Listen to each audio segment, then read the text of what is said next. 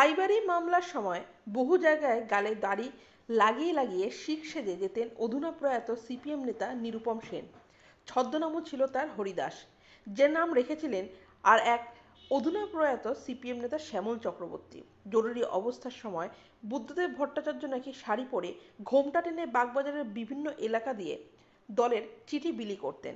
সিঙ্গুরে 144 ধারা জারি থাকাকালীন আদুল গায়ে গামছা পরে সেখানে ঢুকেছিলেন তৎকালীন বিরোধী দলনেতা অধুনা জেলবন্দি পার্থ চট্টোপাধ্যায়। জটায়ু যে ছদ্মবেশ এর কথা সোনার কেল্লায় বলেছিলেন, বাংলার রাজনীতিতে তার যুগ যুগ ধরে চলে আসছে। শনিবার তা আরও একবার দেখালেন সিপিএমের যুবনেত্রী মীনাক্ষী মুখোপাধ্যায়। পুলিশের চোখে ধুলো দিয়ে সন্দেশখালিতে পৌঁছলেন মীনাক্ষী সহ সিপিএমের যুব নেতা নেত্রীরা। গেলেন সিপিএম নেতারাও। গ্রামে গ্রামে ঘুরলেন, কথা বললেন, গিয়েছিলেন গ্রেপ্তার হওয়া প্রাক্তন বাম বিধায়ক নিরাপদ সর্দারের বাড়িতেও। দুপুর 1:30টার পর যখন মীনাক্ষীদের পুলিশ আটকায়, ততক্ষণে বেশ কয়েকটি গ্রাম ঘুরে ফেলেছেন মীনাক্ষীরা। উদ্দেশ্যে কিছুটা হলেও সফল হয়েছিল।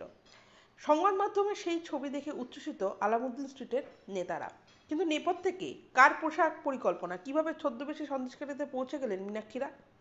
সিপিএম সূত্রে জানা গেছে, রাজ্য সম্পাদক মোহাম্মদ সেলিম দিন কয়েক আগে মীনাক্ষী এবং যুব সভাপতি ধ্রুবজ্যোতি সাহাকে ডেকে স্পষ্ট করে দিয়েছিলেন, আমি তোমাদের সন্দেশখালিতে দেখতে চাই, ধামাখালিতে আটকে পড়লে হবে না, সন্দেশখালিতেই পৌঁছাতে হবে। এও জানিয়ে গেছে, মীনাক্ষীদের গেরিলা কায়দায় শেখাতে সেলিম নিজের উল্লেখ করা কথা ভোকাল টনিক দিয়েছিলেন।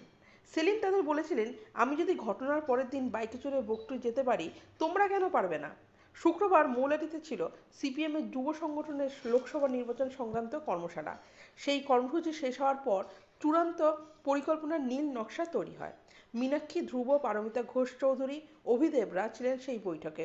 সেখানেই ঠিক হয় আলাদা আলাদাভাবে সকলে যাবেন।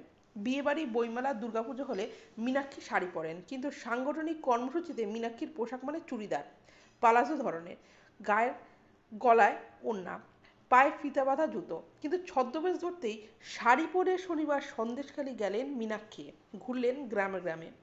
মীনাক্ষী যেহেতু পরিচিত মুখ, তাই তাকে পুলিশ চিনে ফেলতে পারে বলে আশঙ্কা ছিল সেলিমদের। সে কথা মাথায় রেখেই বলা হয় শাড়ি পরে মাথায় হিজাব টেনে যেতে।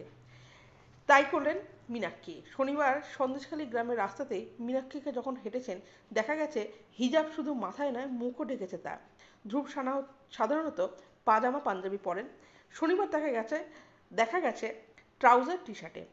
গায়ে দেওয়া হালকা চাদর কখনো কখনো লুঙ্গির মতো ট্রাউজারের ওপর পরে নিয়েছিলেন তিনি।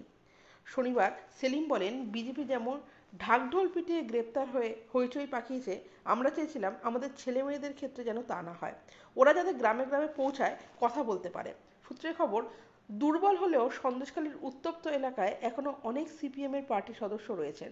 তারাও চেয়েছিলেন মীনাক্ষী যাতে গ্রামে পৌঁছান। সিপিএমও হয়তো বুঝতে পারছে, সরকার বিরোধী যে আখ্যান তৈরি হচ্ছে সন্দেশখালীতে, তাতে বিরোধী পরিসরে ধারাবাহিকভাবে দাগ কেটে যাচ্ছে বিজেপি। বামেরা সেখানে খুব একটা উজ্জ্বল নয়।